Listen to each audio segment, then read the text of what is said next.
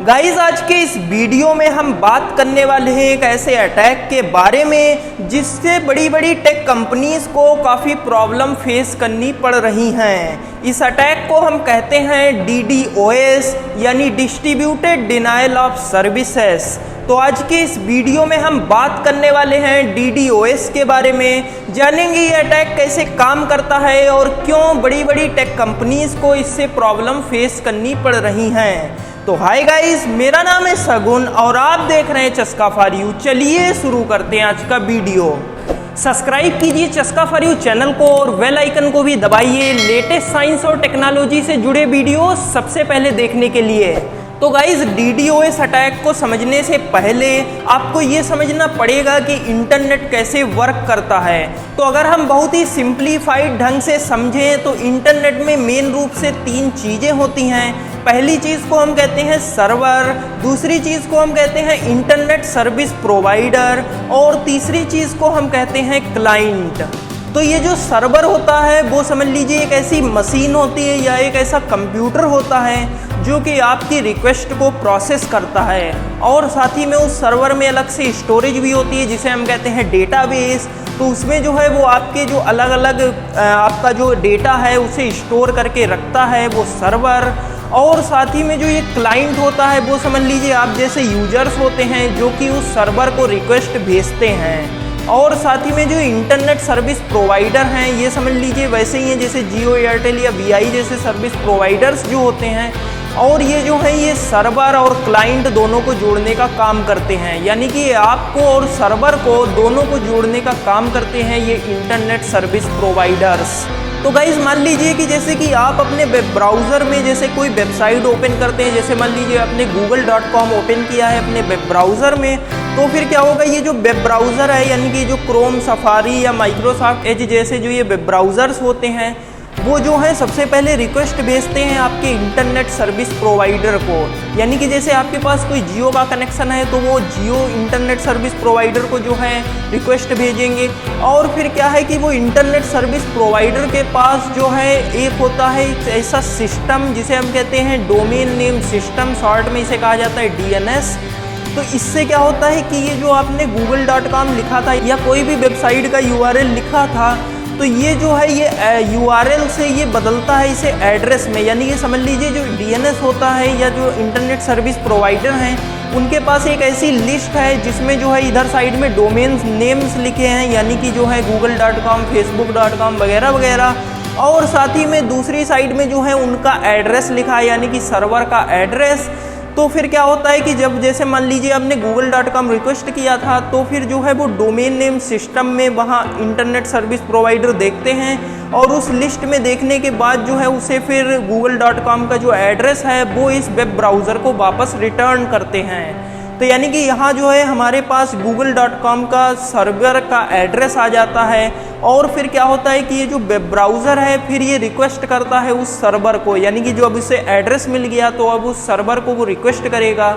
और साथ ही में ये ऐसा इसलिए भी क्यों किया जा रहा है क्योंकि गाइज ये जो एड्रेस होता है वो नंबर के फॉर्म में होता है और ये जो नंबर्स हैं वो याद रखने में काफ़ी कठिन होते हैं अगर हम इसे तुलना करें सिंपल जो है कोई वर्ड से।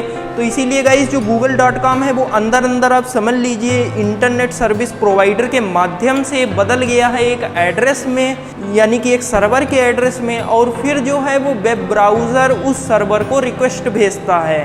फिर क्या होता है कि ये जो सर्वर है जिसको आपने रिक्वेस्ट भेजी थी वो आपकी रिक्वेस्ट को प्रोसेस करता है और उसके बाद जो रिस्पांस होता है वो रिटर्न बैक करता है आपके वेब ब्राउज़र में। और फिर आपका वेब ब्राउज़र उस रिस्पांस को रेंडर करने के बाद आपको दिखा पाता है एक वेब पेज, यानी कि जो भी वेबसाइट को आपने रिक्वेस्ट किया होगा उस वेबसाइट को वो वेब ब्राउज़र दिखा पाएगा।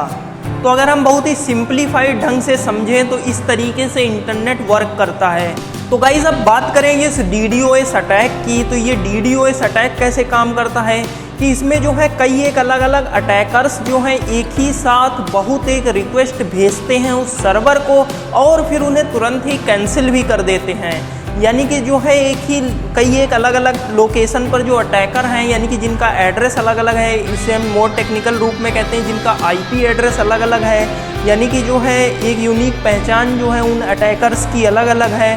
तो वो सारे अटैकर जो है एक ही साथ में बहुत एक रिक्वेस्टें भेजते हैं इस सर्वर को, या जिस सर्वर पर भी वो अटैक कर रहे होंगे उस सर्वर को, और फिर जो है तुरंत ही उन रिक्वेस्टों को कैंसिल कर देते हैं। तो गाइज़ इससे क्या होता है कि जब बहुत एक रिक्वेस्टें उस सर्वर के पास आ जाती हैं तो जो जेन्युइन यूजर होता है, जो यानी कि जो रियल यूजर है, वो जो है जब अपनी रिक्वेस्ट भेजता है तो इतनी रिक्वेस्टें पहले ही प्रोसेस होने के लिए लगी हैं उस सर्वर में, तो उसकी रिक्वेस्ट जो है वो स्लो प्रोसेस हो पाती है, या जो है अगर टाइम आउट हो गया यानी कि कुछ निश्चित टाइम के बाद भी अगर रिस्पांस नहीं मिला तो वो रिक्वेस्ट तो वो उस सर्विस को या उस वेबसाइट को जो है एक्सेस ही नहीं कर पाता है। इसीलिए जो इसका नाम है वो है डिनायल ऑफ सर्विसेज, इसी मतलब सर्विस को जो है डिनाई करना।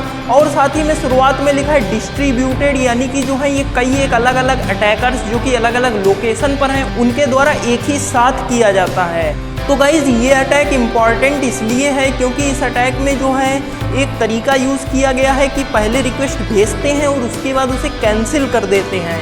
तो इससे क्या होता है कि जो है इससे एक पुराना भी अटैक था जिसमें जो है रिक्वेस्ट भेजते थे, उसके बाद वहाँ वेट करते थे, जब रिस्पांस आता था फिर अगली रिक्वेस्ट भेजते थे। तो ऐसा जो है करने से इसमें टाइम लगता था, तो इसीलिए इसमें नंबर ऑफ़ रिक्वेस्ट अगर हम कुछ निश्चित पीरियड ऑफ टाइम में देखें तो वो कम ही हो पाती थी। लेकिन इस वाले अटैक में क्या है कि हम जो है फटाफट भैया रिक्वेस्ट भेज रहे हैं और उन्हें तुरंत ही कैंसिल भी कर रहे हैं, तो इससे जो है हमें वेट करना ही नहीं पड़ेगा अगली रिक्वेस्ट के लिए। और साथ ही में जो है इससे जो सर्वर है वो भी ओवरलोड हो जाएगा, जिससे कि जो है जो जेन्युइन यूजर्स हैं या जो रियल यूजर्स हैं वो उस सर्विस का लाभ नहीं उठा पाएंगे, यानी कि उनके लिए उस सर्विस को एक्सेस करना डिनाई हो जाएगा। और गाइस साथ ही में जो ये अटैक है यानी कि जो DDoS अटैक है वो किया जा रहा है बड़ी बड़ी टेक कंपनीज़ के अलग अलग सर्वर्स पर अलग अलग अटैकर्स के द्वारा। तो इससे जो है उस टेक कंपनीज़ के जितने भी यूजर्स हैं उनको जो है स्लो सर्विसेज प्राप्त हो रही हैं, इसीलिए जो टेक कंपनीज़ हैं उनको प्रॉब्लम फेस करनी पड़ रही हैं। और गाइस साथ ही में जो है गूगल और अमेज़ॉन ने ये भी कहा है कि जो ये अटैक है वो काफ़ी फास्ट है और इसमें जो रिक्वेस्ट हैं वो लगभग 380 मिलियन रिक्वेस्ट एक सेकंड में आ रही हैं अटैकर्स के द्वारा।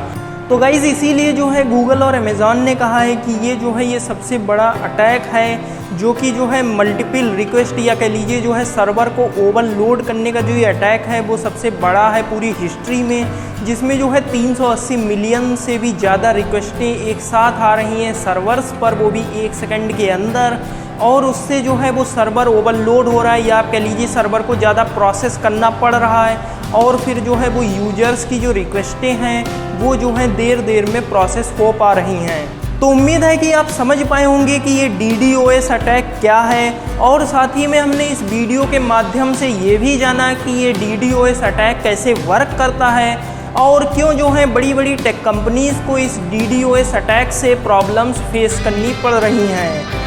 तो उम्मीद है आपको ये वीडियो पसंद आया होगा। अगर आपको ये वीडियो पसंद आया है तो आप इस वीडियो को लाइक और शेयर करना ना भूलें, और अगर आपके कोई भी डाउट हैं या आप कोई टॉपिक सजेस्ट करना चाहते हैं जिस पे आप अगला वीडियो चाहते हो तो वो आप कमेंट सेक्शन में बता सकते हैं। साथ ही में आप हमारा चैनल सब्सक्राइब करना ना भूलें। मिलते हैं हम आपसे अगले वीडियो में। धन्यवाद।